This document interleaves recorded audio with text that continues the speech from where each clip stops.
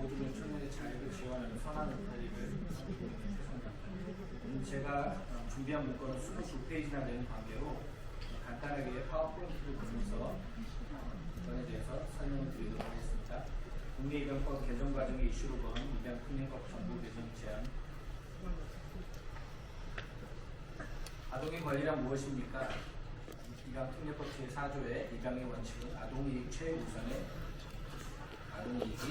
원칙이라고 나와 있습니다. 가장 먼저 아동이익 최우선의 원칙은 아동이 가정에서 자라날 권리를 보장하는 것입니다. 유엔 아동권리협약 제7조에는 부모로부터 보살핌을 받을 권리라고 나와 있습니다. 그러면 부모로부터 양육받을 수 없는 아동에 대해서는 어떻게 해야 합니까? 위탁, 입양, 아동 양육시설 등 적절한 대안을 모색하되 가급적 계속성을 보장할 수 있는 환경이 바람직하다고 유엔 아동권리협약 제20조에 나와 있습니다. 아동은 가정은 시설이나 위탁에 비해서 아동의 4대 권리, 생존권, 보호권, 발달권, 참여권을 보장하는 데 유리합니다. 그리고 세 번째, 아동이 가정에서 자라날 권리는 친권의 보호를 전제로 하는데 정부는 부모의 적절한 감독과 지도를 행할 책임과 권리를 존중해야 합니다. 한 가지 우리가 명심해야 할 것은 친권은 아이를 출산한 부모에게만 있는 것이 아니라 아이를 입양한 부모에게도 있습니다. 먼저 저희가 알아야 할 것이 지난 2012년 국내 입양법이 정부 개정되면서 그동안 10년 가까이 이 입양계 안에 대립된 구조가 설정되어 왔는데요. 안타깝게도 입양과 미혼모 원가정 양육을 대립의 프레임으로 만드신 분들로 인하여 몇 가지 큰 이슈가 발생했습니다. 가장 먼저 입양인의 알 권리와 가정에서 자라날 권리입니다. 첫째, 생모가 입양을 의뢰할 경우 현행 입양법은 출생 신고를 강제합니다. 이로 인한 결과로 베이비박스 아동이 증가했고 월 평균 2.5명 정도가 유기돼 있었는데 입양특례법이 2012년에 시행된 이후로 올해 20명으로 증가를 하였습니다. 두 번째, 이렇게 베이비박스에 유기된 아동은 출생 신고가 되지 않아서 입양의 기회가 없었습니다. 그로 인해 2014년부터 2018년 동안에 베이비박스에 유기된 아동은 안타깝게도 96.6%가 시설에서 양육되게 되었습니다. 방금 전에 발표하신 우리 감사한 보육원 몇몇 원장님들을 통하여 그래도 소수의 아동들이 입양의 기회를 얻었지만 대부분의 아동들은 여전히 시설에서 자라나고 있습니다. 셋째, 베이비박스 아동의 증가는 과연 베이비박스의 인지도 향상에 따른 것은 아닌가? 이것이 이제 저쪽에서 항상 주장하고 있는 건데요. 그렇다면은 베이비박스에 아기를 남겨놓고 가신 미혼모들이 입양특례법 때문에 아기를 놓고 간다는 편지를 놓고 간 것은 어떻게 해석을 해야 할까요?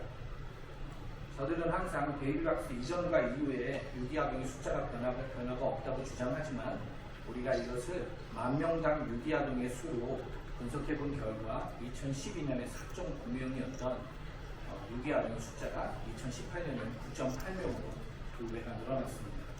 저희들은 말씀드리고 싶습니다. 아동이 가정에서 자라날 권리, 그리고 더 근본적으로 아동의 생명권은 성인 입양인의 알 권리에 우선합니다. 두 번째 이슈입니다. 아이가 원가정에서 자라날 권리와 가정에서 자라날 권리입니다.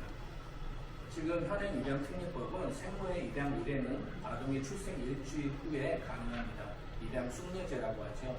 생모에게 충분한 숙고의 기회를 부여하는 것입니다.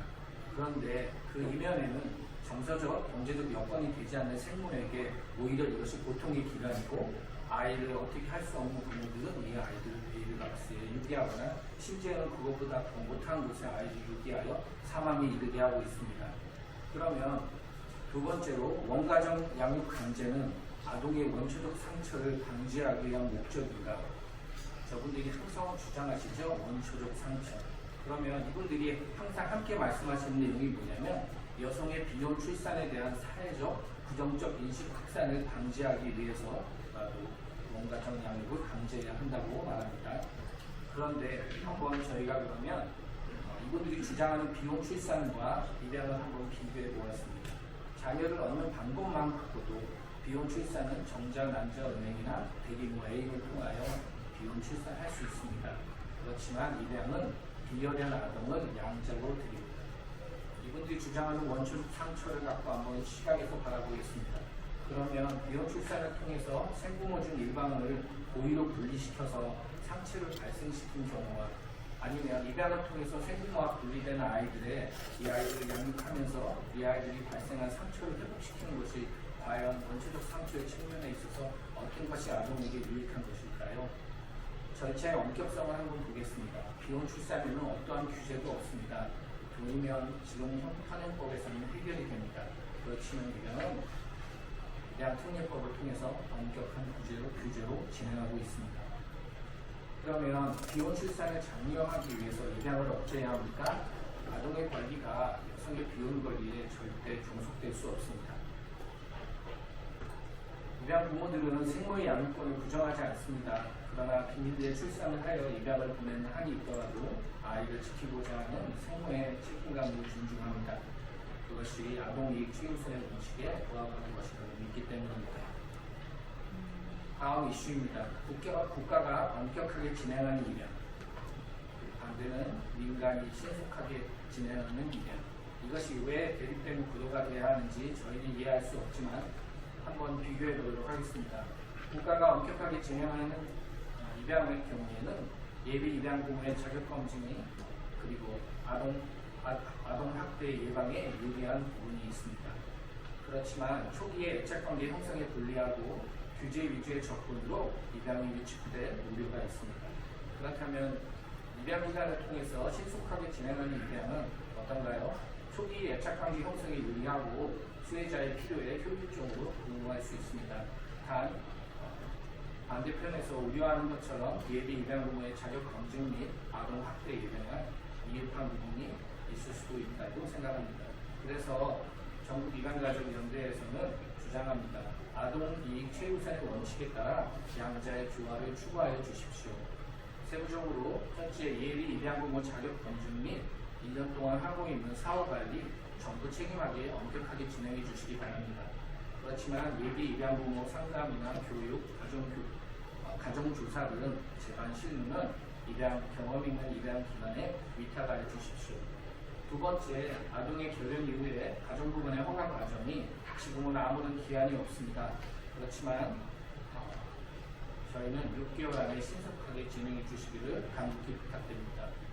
네 번째 이슈입니다. 해외 입양 감축과 시설 보호 감축입니다.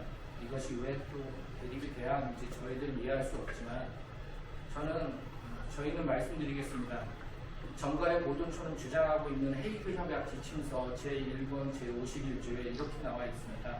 일반적으로 국내 입양 또는 기타 영구적인 가정 양육이 바람직한 적절한 국내 입양 가정이나 양육자가 부재하고 해외에 영구 배치할 수 있는 적합한 가정이 존재할 경우 아동을 시설에서 대기시키는 것은 바람직하지 않다.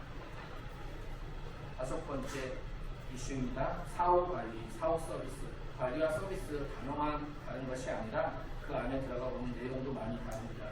우리 김미애 의원님께서 언론에서도 여러 번 말씀하셨지만 아동학대 예방을 빌미로 한 국가의 무제한적인 가족 입양 가정 개입은 명백히 현역 가정과의 차별이며 입양 가정의 일상을 파괴하며 그리고 아동의 이익을 침해하는 행위입니다. 이 자리를 빌어서 특별히 이번 국회에 입양특례법 전부 개정을 발의해 주신 우리 김미애 의원님께 진심으로 감사드립니다. 현행 입양특례법과 김미애 의원이 발의하신 의원안을 가지고 한번 저희가 비교해서 한번 말씀을 드리도록 하겠습니다. 가장 첫 번째로 원가정 보호 원칙에서 가정 보호 원칙으로 현행법에서는 모든 아동은 그가 태어난 가정에서 건강하게 자라야 한다고 나와 있습니다. 김미애 의원 안에는 모든 아동은 가정에서 건강하게 자라야 한다고 나와 있습니다. 현행법에서는 가정보건 허가 시 필요 서류 중 아동의 출생신고 증빙 서류를 요구하고 있습니다. 이로 인해서 많은 베이비박스 아동들이 유기되고 그리고 많은 일들이 있었음을 알고 계실 것입니다. 그래서 김미애 의원 안에는 가정보건 허가 시 출생증빙 서류로 대신할 수 있게 되어 있습니다. 그리고 현행 입양법에 들어있는 입양 숙려제, 일주일간의 입양 숙려제를 김미애 법안에는 동일하게 유지하되 추가적으로 국가의 그 기간 동안 국가가 숙식, 의료 등 전적인 지원을 책임지므로 해서 고통받는 미혼모들이 극단적인 선택을 하지 않도록 하였습니다. 다음으로 생모의 입양 의뢰의 상담은 현행법에서는 입양기관의 책임하에 수행하지만 김미애 법안에서는 정부의 책임하에 입양기관이 위탁을 수행하도록 되어 있습니다. 입양 절차에 있어서 엄격한 검증과 신속한 진행의 조화를 대하여 말씀드리도록 하겠습니다. 지금 현재는 예비 입양 부모의 자격 검증은 입양기관이 책임하에 수행하였습니다. 그렇지만 김미애 법안에는 정부의 책임하에 입양기관에 위탁하여 수행하도록 하고 되어 있습니다. 현행은 아동 결연 후 입양 전제 위탁은 법적 근거 없이 입양기관의 책임하에 결정되고 있습니다. 김미애 법안에는 입양 전제 위탁이 가정법원의 책임하에 일치의뢰하도록 이렇게 법안이 되어 있습니다. 다음으로 가정법원 사건 접수 후에 허가 여부 결정까지 기간 제한이 없습니다. 심지어는 지역마다 그 기한이 제각각 다른 상황입니다. 그래서 김미애 법안에는 가정법원 사건 접수 후 6개월 이내에 허가할 수 있도록 허가 여부를 결정할 수 있도록 그렇게 되어 있습니다. 현행 사후관리는 1년간 입양기관의 책임하에 수행하지만 김미애 안에는 사후관리는 1년간 정부의 책임하에 입양기관에 위탁하여 수행하도록 되어 있습니다. 특별히 이번에 김미애 법안의 가장 큰 특징 중에 하나는 공공의 규제와 민간의 창의성을 아동 중심으로 결합하여 핵심 내용인데요. 5년 단위 국내 입양 활성화 기본 계획을 수립하고 시행하게 되어 있으며 1년 단위 국내 입양 활성화 시행 계획, 수립, 시행 및 관연도 추진 실적을 평가할 수 있게 하였습니다. 그래서 입양 정책 조정위원회를 구성하였고요. 이 위원회를 통하여 기본 계획 의결, 시행 계획 및 추진 실적을 심의하고 예비 입양 부모 교육 과정을 평가하도록 하였습니다. 또한 이 위원회의 구성에는 민간위원 과반수가 포함하게 되어 있습니다.